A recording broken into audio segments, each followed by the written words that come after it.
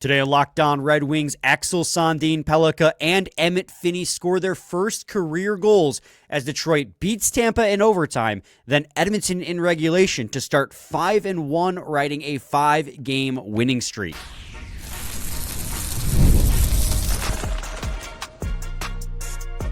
You're Locked On Red Wings, your daily podcast on the Detroit Red Wings, part of the Locked On Podcast Network, your team every day. Welcome back to the Locked On Red Wings podcast. We are your hosts, Brian Fisher and Scotty Bentley, and part of the Locked On Podcast Network, your team every day. You can find us wherever you get your podcasts. Scotty, we are recording this, about a half an hour after the finish of the Edmonton Oilers game. The Red Wings win over the Edmonton Oilers 4-2. We have a weekend of great games to cover with the fan base and a weekend full of firsts too and great performances. Vibes are incredibly high right now with the fan base because after dropping a dud against Montreal in the home opener, the Red Wings have responded in a big way and are now riding a 5-game winning streak, starting the season 5-1 with that incredibly tough stretch that so many people were talking about, beating almost all of those teams, 4 of those being divisional games. So we got to talk about all of it. We're going to start with the Tampa Bay game and do our difference makers and notable performers there before moving on to the Edmonton Oilers game that is much more fresh in our minds. We're going to try and do this chronological, but I'm sure there'll be some mixing and matching in there. But before we can get to any of that, got to talk to you guys today got to let you guys know today's episode is brought to you by FanDuel. Download the FanDuel app right now by visiting FanDuel.com and win $300 in bonus bets if your first $5 bet wins. A little amped up right now, so I'm jumping the gun a little bit on some things. Scotty, let's rewind the clock. Go back to Friday night. Red Wings 2-1 overtime winners over the Tampa Bay Lightning, in which Axel Sandin-Pellikka scored his first career goal in that game. When it comes to difference makers, who you got? Man, vibes are just immaculate. I know, so good. What an absolutely awesome stretch of hockey. And, this is why after game one, we were like, okay, let's just see. Okay. It's one game. Obviously it was a dud. It's not fun. Let's just see what happens the rest of the way. And obviously, that could still be the case, right? We're only 6 games in, ultimately. There's still plenty of hockey left. They'll go through hot stretches and cold stretches, but I don't know, man. This is just a really, really fun stretch of hockey at the present moment, and as you mentioned, against really good teams as well. Well, and there's a very popular saying in every sport, right, about starting hot. You can't lose a championship in insert starting month here. In hockey, it's October. Right. But you can certainly lose one.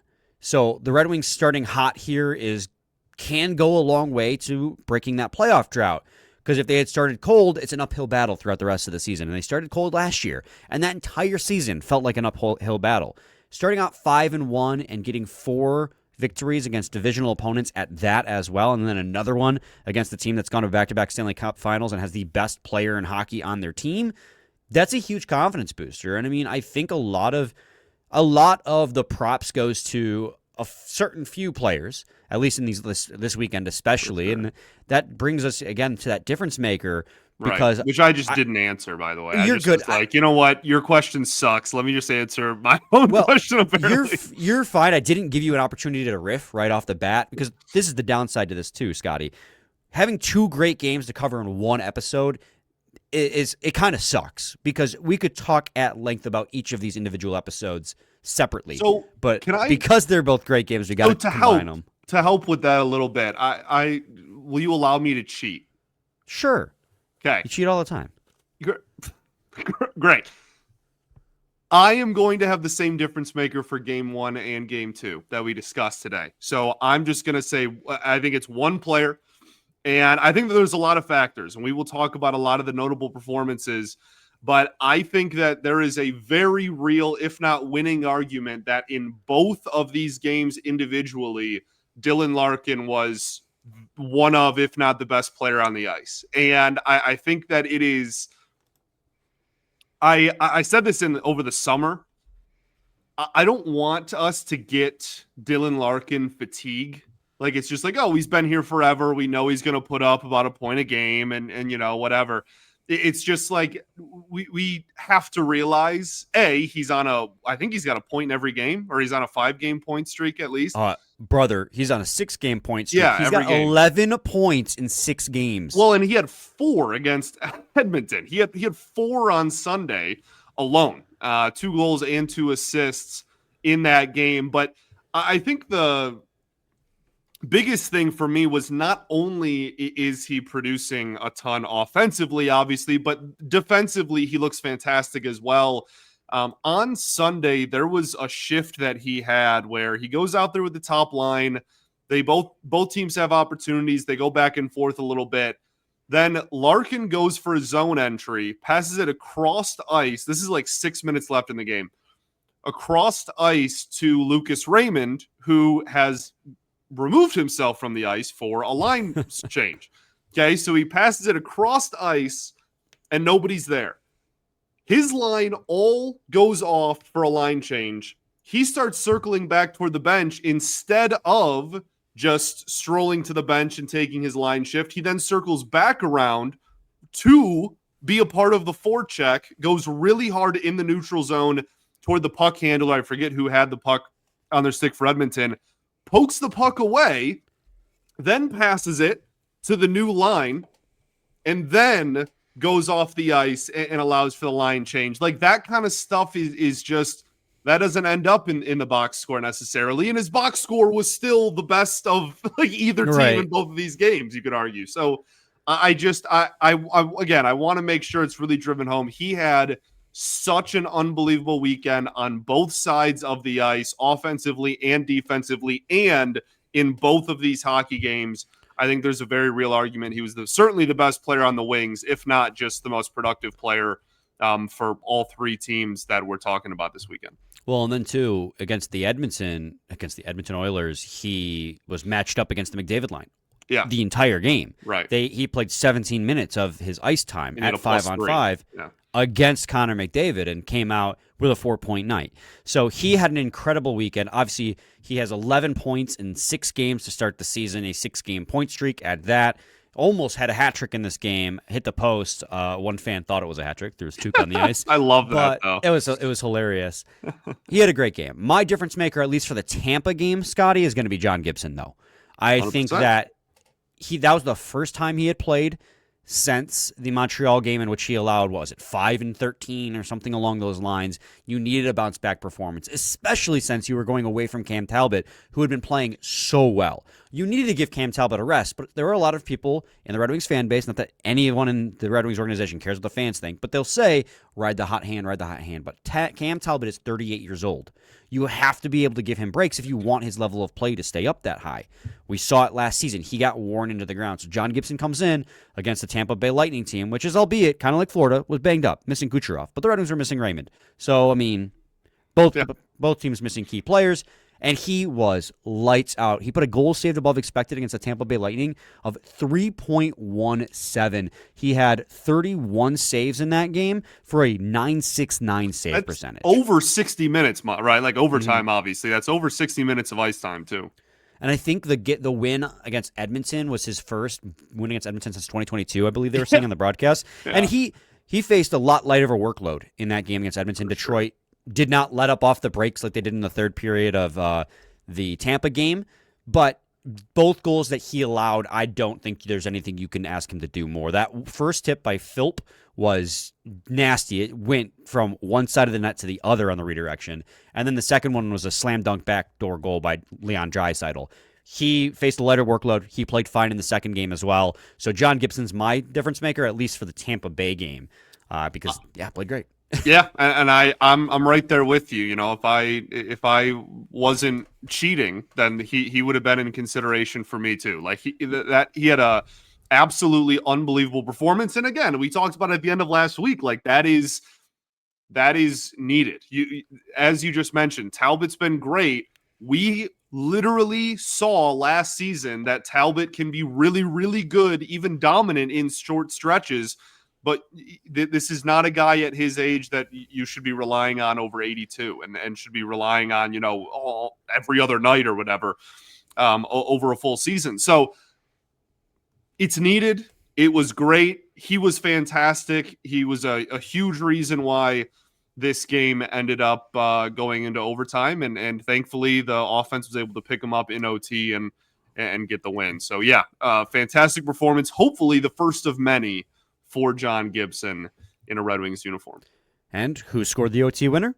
Dylan Larkin. Dead-legged Dylan Larkin. He actually talked about it. He was late coming back because he was exhausted, and then the missed opportunity by Tampa rang the puck around the boards right to him for a breakaway. And you could see, normally he'd be flying down the ice, and it was just his legs, you could tell, were so heavy, but everyone was dead tired. But he scored, and he ultimately got the game winner. He also had the primary assist on Axel Sandin-Pellikka's first career goal. We'll talk about that at the start of segment 2, so stay tuned to Locked On Red Wings.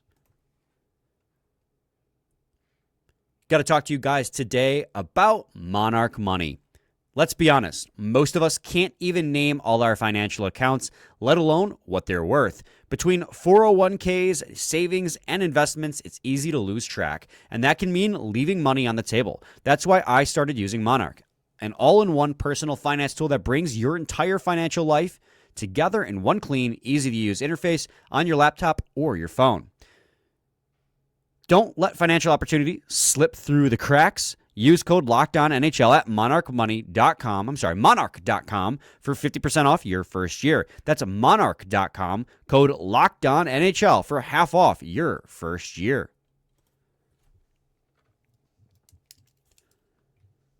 Segment 2, Locked On Red Wings podcast. All right, Scotty, the Axel Sandin-Pellikka, one of a couple NHL firsts this weekend. It was a shot from about the high slot that caught a little bit of a redirection, found the back of the net. It was nice to see him get rewarded, as he, just like MBN and Emmitt Finnie, have had really strong starts to the season. So it was just a matter of congratulations for ASP and the first of many for him as well. And I thought as a whole, he and the rest of the team played very strong against the Tampa Bay Lightning through the first 40 minutes before they played bend don't break in the third period and were getting caved in. But the first 40 minutes, it was a masterclass in the style of hockey they want to play. 100% on both of those fronts. They were dominant, to be honest with you, in the first 40. And I think they were pretty clearly the better team. You dealt with, a little bit of a getting goal lead situation, I think, which we talked about, right? That was bound to happen for Tampa eventually. And yeah, man, I completely agree with the third period sentiment as well, which was that they got heavily outplayed and the ice kind of tilted there. Now, obviously, Tampa was going all out and, on the offensive zone and whatnot and offensive pressure, but it's another reason why John Gibson was one of our difference makers in this game. So, yeah, I mean, we'll take the win any way we can get it, and I think that it's just more evidence and proof that this style that they have implemented can work, assuming that they can play it through 60, which, again, I think there's a real argument that they did play it pretty darn well through 60 on Sunday and a plethora of other games already this year. So, yeah, ASP, shout out. The thing that I love the most about the ASP goal was that it wasn't like a softy or like a super gimme goal, in the sense that it wasn't, I don't know, random. Is that the word? That is how he is going to score. Like, that is his style of play, right? It's you know what? Get the puck maybe just inside the blue line, take a couple of steps forward and rip a wrister at the net and just see what happens. Mm-hmm. And if there's a redirect, great. If it falls in front of, the goalie and finds ice, then great. You can have a goal like Finnie had on Sunday and somebody can have a dirty, grimy in front of the net goal, or it can find the back of the net. And I think that is you are seeing firsthand, the value that his style of play can provide back there. And I continue to be impressed with really just how his transition to the NHL has been, and how not only good he's looked, but how good him and Edvinsson together when they've played together have looked as well. So yeah, it was awesome to see. Yeah, and Emmitt Finnie, up until the Sunday game, I thought, oh, wow, this Friday game against Tampa Bay is the best I've ever seen Emmitt Finnie in his short NHL career. He was making moves in the neutral zone and the offensive zone to give himself space and time to free up his teammates multiple times, and he had several key plays. On the first penalty kill of the game, he had an aggressive forecheck that he won possession and then passed it back to his defender to give the Red Wings possession and kill more time off the clock. On ASP's very first goal of his NHL career, Finnie gets the puck in the neutral zone. I think he spins away from some danger and then starts the transition up the ice. So he didn't get a point, but the whole play begins with an Emmitt Finnie play. There's multiple instances in that very first game where or in the very first game of this weekend, the win over Tampa, where Emmitt Finnie was being a huge impact player. And of course, we'll talk about him more coming up in the Edmonton game. But it's actually insane that, and I was thinking this watching the Tampa Bay or the Edmonton Oilers game near the end of it, that the youth, we talked about how they can raise the ceiling, but they've really risen the floor too. And obviously they're going to run into struggles at some point. I'm sure of it. I know ASP turned the puck over against Toronto. That ended up being, I think, the game tying goal at that time. At that point, Wings were able to. They're not going to go 81-1, right? Right. There will be struggles in the future, but early on in the season, they've been such assets with their speed, with their energy. Like, they're out there and they're playing hard every single shift, and it's catching teams off guard. And part of that is the play style. Part of that, again, is the praise for Todd McLellan. But a lot of it, I think, is just like the players on this team are bought in, and I don't think there's anyone more bought into these play style than the kids who are brought up looking to prove themselves and are put in high-impact situations. I mean, Emmitt Finnie and ASP started the 3-on-3 overtime with Dylan Larkin. Yep. And granted, McLellan said that would have been Raymond's spot if Raymond had been healthy for that game, but the fact that they trust 20-year-olds, one of them a 7th-round pick. What were you doing at 20, dude? You playing overtime NHL hockey or what? I can't even get on the ice for overtime in my beer league game. And these 20-year-olds are out there playing NHL overtime minutes to start. Come on, dude. You got an EP page. Let's be real. I got an EP page. That's about all I got to show for my hockey career. Scotty, do you have anything else on the Tampa Bay game, or should we just go ahead and move on? No, I think this is a perfect transition. I want to move on because I obviously will start with your difference maker in this game, but I think that, one player in that group of youth and rookies that we didn't really mention in Friday, I think had a bigger impact maybe on Sunday. I want to talk about MBN a little bit. But yeah, let's start with your difference maker. That's what we call it. I forgot the phrase. Well, it's going to be Emmitt Finnie, right? I mean, you said Dylan Larkin's your difference maker for both games. Obviously, game 2 even more so than game 1 because he had 4 points, 2 goals, and 2 assists. He had a 6-point weekend. Right. It's insanity. But Emmitt Finnie, of course, had a 3-point weekend, including his first and second career goals. The first career goal was just going to and that's something that's actually very little has been frustrating me with the Detroit Red Wings this season. But one thing that I wish they did better at is getting to those rebounds, because they are a great team so far early in the season at forechecking, winning possession. But when it comes to those pucks getting to net, it feels like there's very rarely somebody there to bury home the rebound, because it feels like they're playing that go to the net type game. It seems like sometimes the reason they're not scoring these goals is because they're not scoring those second chance opportunities. And Emmitt Finnie did, because that's something he's very good at and has been very good at early, is going to the net and trying for the redirect. I thought he scored again on Dylan Larkin's second goal. I thought because he was going for the redirection, and he's been doing that over and over and over, getting to the corners, getting behind the net, digging the puck loose, going to the net for the redirect, pounding home the rebound for his first career goal. Dylan Larkin assisted on that one, and then I believe he assisted on Larkin's second goal, and then, of course, he got the empty netter. It was a hell of a weekend for Emmitt Finnie, and it felt like the dam finally burst, because he had been putting himself in the right opportunities so much through these first 6 games. It's nice to see him finally get rewarded. So, yes, against the Edmonton Oilers, my difference maker is Emmitt Finnie. The obvious choice. I think this is another instance where similar to the ASP conversation, the thing that is the most encouraging, or even just like the coolest, to put it in super simple terms, thing about this performance and about the goal, the empty netter, I guess, too, whatever. But the goal that he scored was that is why he is on the top line. That is the exact style of play that you want him to emulate. That is exactly how you want him to score his goals, right? This guy is presumably going to be on a line with your two best forwards, okay? I mean, arguably your two best players, depending on who you ask, right? Like, he is going to share a line with your two objectively biggest point producers on the roster.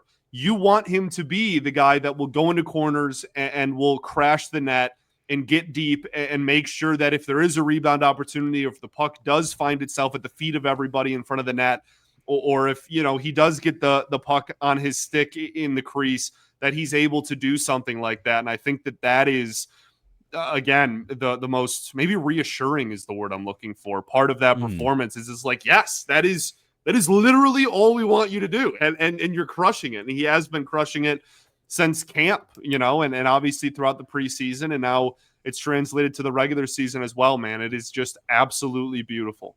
100% is. Scotty, let's head to another quick break. When we return, we'll talk about other notable performers and things that stood out to us from this game against the Edmonton Oilers. Stay tuned to segment 3 of Locked On Red Wings. Got to talk to you guys today about FanDuel. The NFL season is here, and FanDuel has an offer you don't want to miss. Right now, new customers can bet just $5 and get $300 in bonus bets if you win. That's right. Pick a bet, put down $5, and if it hits, you'll unlock $300 in bonus bets to use across the app. Scotty, I recently was a FanDuel winner myself. Put $10 down on the Detroit Red Wings to beat the Edmonton Oilers. They were home dogs to the Edmonton Oilers, who had been playing 3 games in 4 days on the second half of a back-to-back on a long road trip. Felt like easy money to me, and I clearly was proven right as Emmitt Finnie and Dylan Larkin popped off to beat the Edmonton Oilers 4-2. So, if you want to capitalize, make a little bit of money out of your sports watching habit, what are you waiting for? Visit FanDuel.com to download FanDuel app today and get started. This dude literally just wanted an excuse to talk about how he won a bet. Yes. Well, it adds a little bit of variety to the read, too, so it's not the same read every time. Scotty, segment 3, Locked On Red Wings. We're not getting a lot of variety out of these Red Wings because right now they're just winning hockey games. They're just cruising through the start of the season, through a very tough schedule, very tough October. 5-1 to start. And Edmonton, much like the game against Tampa Bay, they played suffocating 5-on-5 hockey. It was a tired Edmonton Oilers team, and Detroit was relentless with their forecheck, getting to the Oilers before they were ready to make a decision, forcing turnovers. But this time, they didn't lay off in the third period. Right. They played hard the entire 60 minutes. And again, I think they came away in this hockey game with a 60% shot share and a 60% expected goal share in this hockey game. They were electric. Yeah, well, it was important to do that and to keep applying pressure. At the end of the first period, the shot total was like 9-6 or 8-6 or something. Like, you know what I mean? I mean, neither team came out the gates and was getting a ton of opportunities. And I think both teams, there's reasons for that on both sides, one being style of play and one obviously, again, being Edmonton's kind of where they're at in the schedule. So yeah, like these are tough teams, man. Like there is no, like they only won because the Panthers are hurt. They only won because Tampa Bay has some injuries. They only won because Edmonton. It's like if they lost these games, we'd be, breaking down and criticizing and talking about what they need to do to improve. Like this is again, I'm going to use the word reassuring, which I've used a million times this episode. It's just nice to see that there is a new style of play on the ice than we have seen in previous years, and it is immediately working. Like that didn't happen with Lalonde. It's not like Lalonde took over and they were like, oh, low event hockey. And then, they immediately went on some stretch where they were like, looked like comfortably the better team at 5-on-5, for 2 weeks in a row or whatever. Right. So I think that this is just a scenario where it is, I think you use the word refreshing, and I think that that's right. I think it's just really refreshing to see the success that they've. And again, 6 games in, they'll have cold stretches, and we'll talk about that. And other teams will make adjustments to their adjustments, and then we're going to go through the grind that is the 82-game season. But we're also going to enjoy and celebrate the start of the year because this is a lot of good teams, and the Wings look phenomenal. Right. It's not like 2 years ago where they were almost outscoring their problems. Like they've found early in the season, again, always use that as a caveat, but early in the season, they found a play style that fits the type of skill that they have, and it is working for them. They, the Tampa Bay Lightning, right?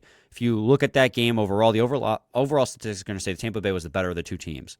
They had a really impressive third period, Tampa Bay did. That skews the numbers. Through 40 minutes, Red Wings, again, at 5-on-5, were the better team. I think the Tampa Bay had like 0.3 expected goals through 2 periods before they exploded in the third period. Edmonton, the Red Wings were the better of the 3. Like this is a team that isn't just doing it on the power play anymore. They're not just scoring on the power play to get themselves points and goals and games. They're playing really well at 5-on-5. And the special teams is no slouch either. The Red Wings only had 1 penalty against the Edmonton Oilers. They had, I think, 2 against the Tampa Bay Lightning. Perfect again. They didn't allow a power play goal again. They have a top 10 penalty kill in the league early on in the season. But what was signs of growth trending in the right direction, every game in which they continue to put up good performances, again, will continue to trend in the right direction, but it gives you more evidence that they're not just hot to start the season. Like, they're playing very good in the PK, and I don't feel like they're getting lucky in a lot of these. Like, obviously, there's sometimes luck involved. Like, that happens, but I feel like the way they're playing the PK right now is a sustainable way to play the PK if it continues. Now, they didn't have a power play chance in this game, and they didn't score on the power play at all in Tampa, but that almost, and scoring power play goals is imperative to winning hockey games, but it's almost supplemental to 5-on-5 scoring. Like, you're going to be better at winning hockey games if you can score at 5-on-5 than being reliant on getting a couple power plays each game. And they have been, I'm not kidding, I've been a co-host on this show for, I think this February will be 5 years. And I have quite literally never covered a Red Wings team that has looked this good at 5-on-5 play. And that's, we can cry about small sample size all we want. I've never seen a Red Wings team, again, since I've been a part of this show, be this good at 5-on-5 for even a stretch of 6 games in my almost 5 years here. Like that is... So it might seem like we're being overly dramatic or we're celebrating something small or a small sample size, but it's like this is the most that they have given us in that regard in a very long time, and it's very nice to watch.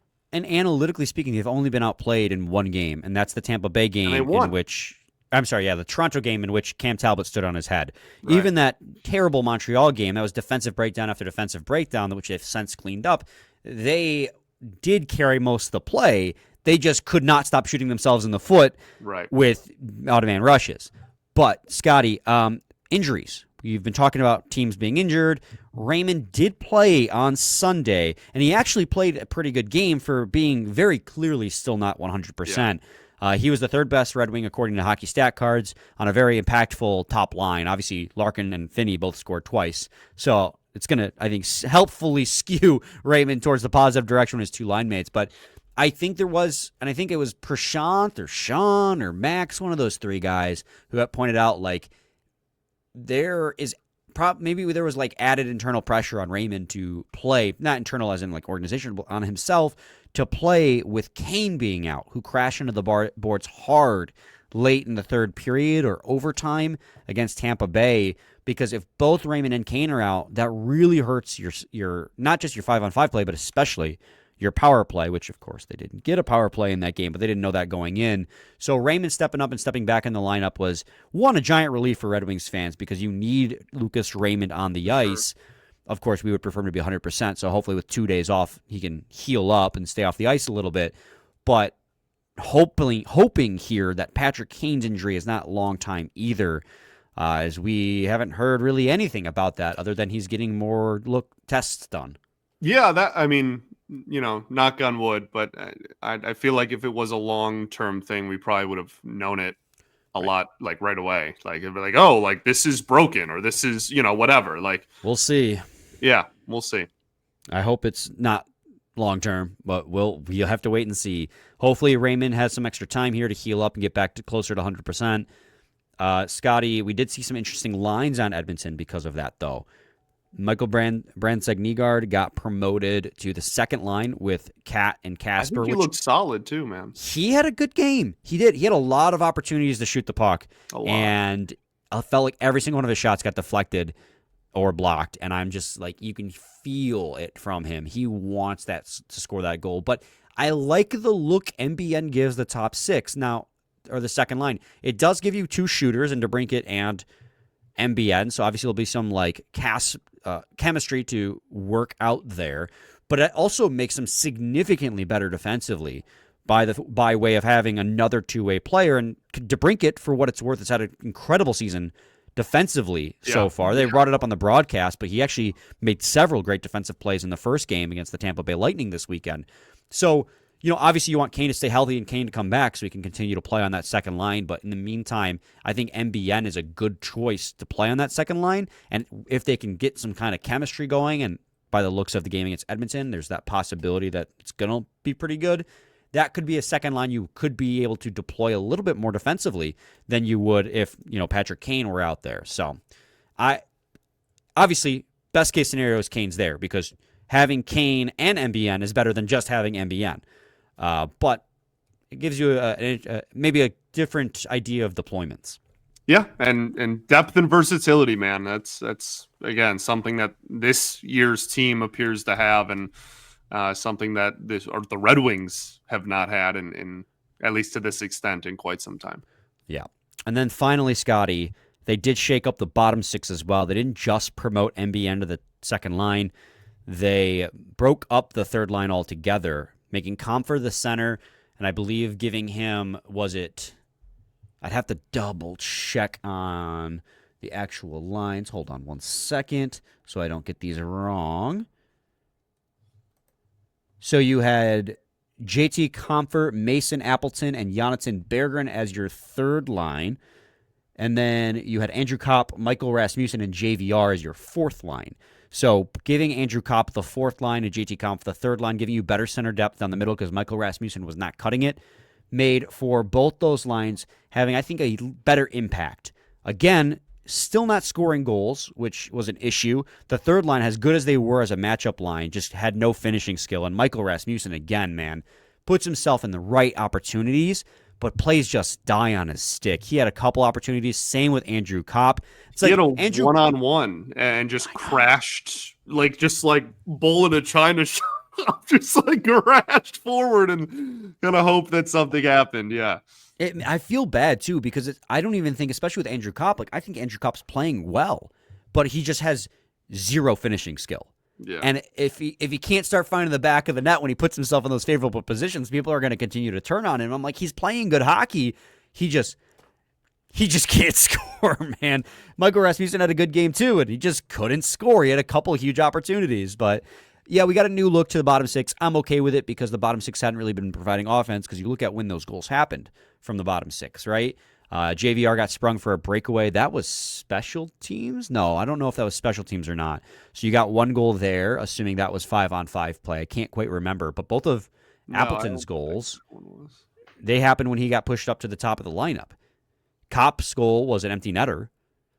So bottom six hasn't really been providing much offense at 5-on-5. Not that they've looked terrible, but that's why I'm okay with them mixing it up a little bit.